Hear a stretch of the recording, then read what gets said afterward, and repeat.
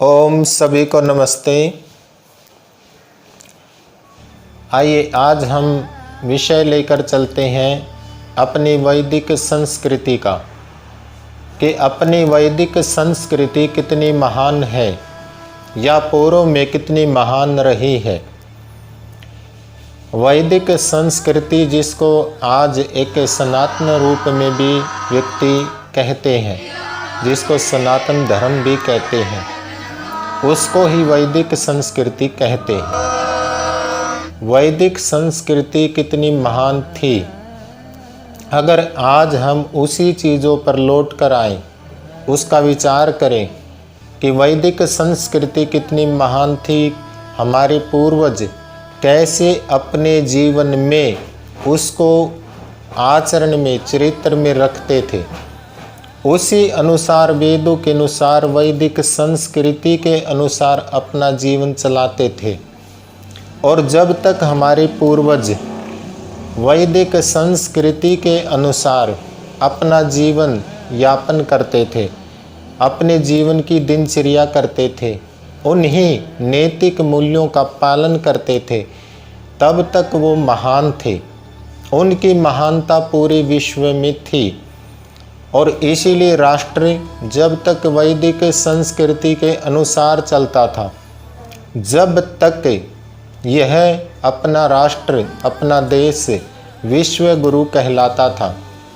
और जैसे ही वैदिक संस्कृति का पतन हो गया, हमारे राष्ट्र के व्यक्ति, हमारे देश के व्यक्ति वैदिक संस्कृति से परे आचरण करने लग गए, या ये कहीं पूरी ही दिनचर्या बदल गई।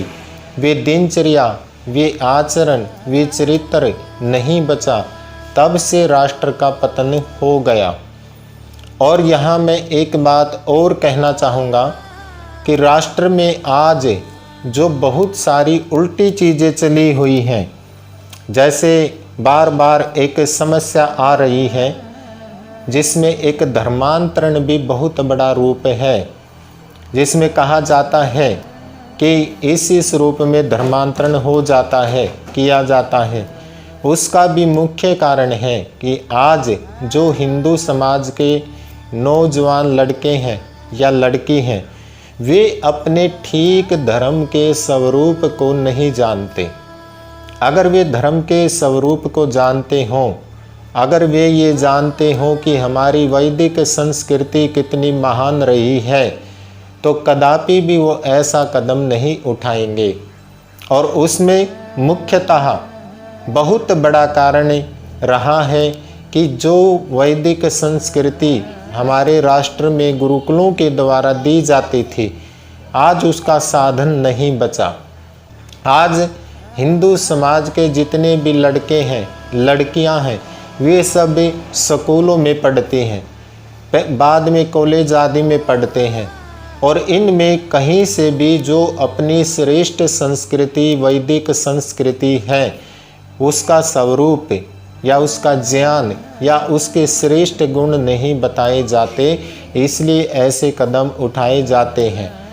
अगर हम अपनी वैदिक संस्कृति को समझें और उस पर लौट कर आए और हम देखें कि हमारे पूर्वज कैसे, कितने महान थे, उनके कारण क्या थे, वे किन कारणों से महान थे, उनकी महानता इतनी ऊंची, उत्कृष्ट कैसे होते थे, तो अवश्य ही अपने समाज के नौजवान लड़के लड़कियां गलत कदम उठाने से बचेंगे। और तभी बच पाएंगे जब हम अपनी वैदिक संस्कृति परंपरा को समझ पाएंगे।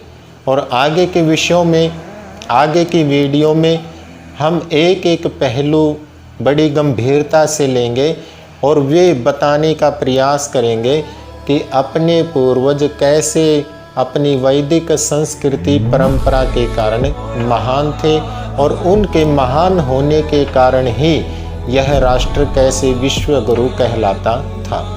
आज की बात इतनी ही रखता हूँ और प्रयास करेंगे कि अपने राष्ट्र की महानता हम प्रत्येक वीडियो में बताने का प्रयास करेंगे और निवेदन करेंगे कि इन विचारों को सुनकर, इन वीडियो को देखकर हम वास्तव में अपनी वैदिक संस्कृति की ओर लौटें। इति ओम शांति।